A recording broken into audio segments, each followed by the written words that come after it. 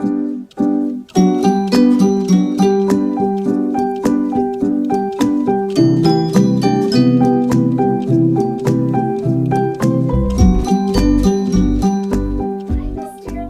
Mrs. Faulkner. How are you today? Good. I did just see a student and they thought maybe they were being bullied.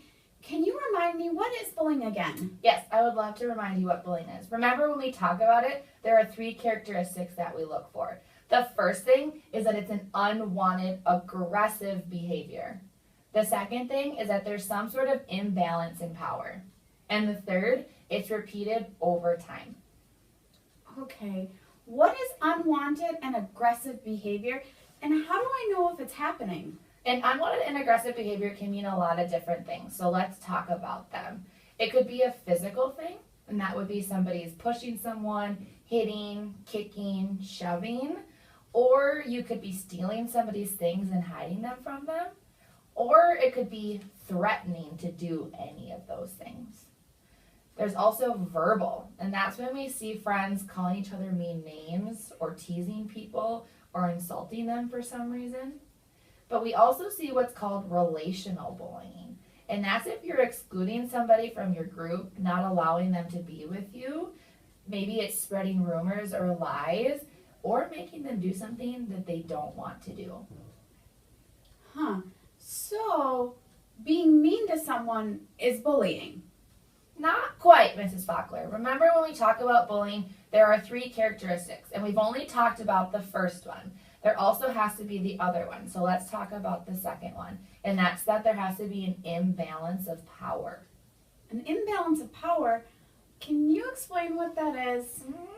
That could mean that somebody's bigger than you, maybe they're older than you, or it could be that they're seen as being more popular or have a lot of friends. Okay, so, and you said there were 3 characteristics. The last characteristic is the part of repeated over time. You got it, Mrs. F. A one-time mean moment is not bullying. Something has to happen over and over, as well as having that imbalance of power for it to actually be bullying.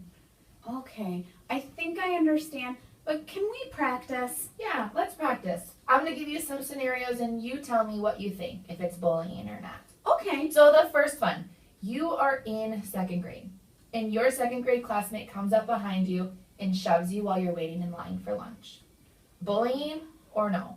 Well, I don't like being shoved, so that's unwanted behavior, but they're the same age as me, so that's not an imbalance of power, and it only happened one time.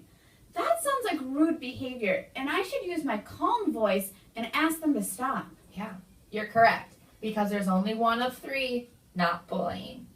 Let's try another one. An older student calls you a baby on the way home from school yesterday while you're riding the bus. Well, I don't like being called a baby, so that's unwanted.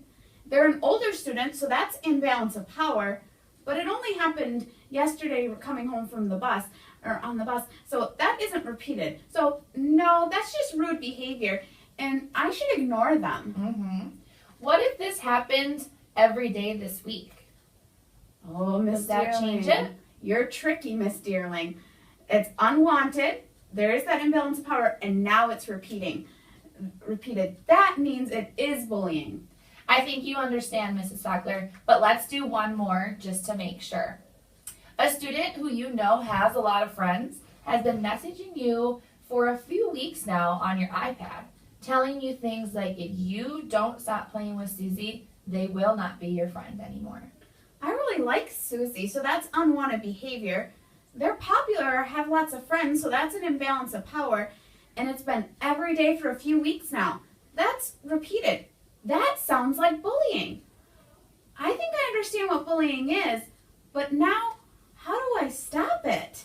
That's a great question, Mrs. Faulkner. Let me tell you some of the tips that I remind students to do if they're being bullied. The first one is to ignore the bully. The second, use your I mean business voice and let them know that you don't like the behavior.